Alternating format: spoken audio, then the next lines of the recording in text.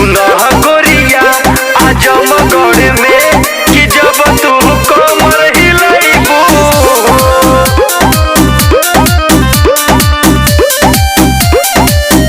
कि जब तू कमर हिलैबू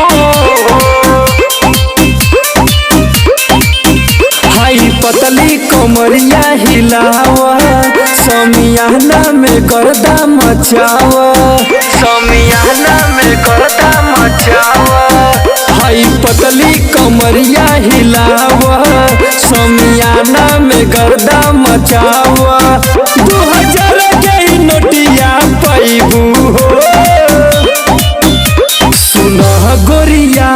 आजमगढ़ में कि जब तू कमर हिलैबू हो सुना गोरिया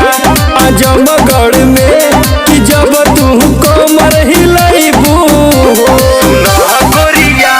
आजमगढ़ में कि जब तू कमर हिलैबू कि जब तू कमर हिलैबू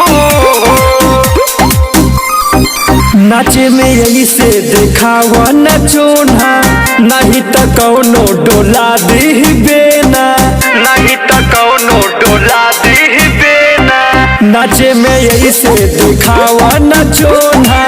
नहीं तो कौनो डोला दीबेना और ऐसे जानी चोना देखैबू हो सुना गोरिया आजमगढ़ में कि जब तू कमर हिलैबू हो सुना गोरिया आजमगढ़ में कि जब तू कमर हिलैबू हो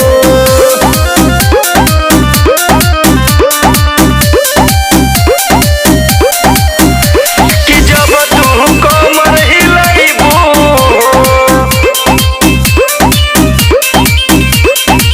कनखी से जाने तुम्हारा इशारा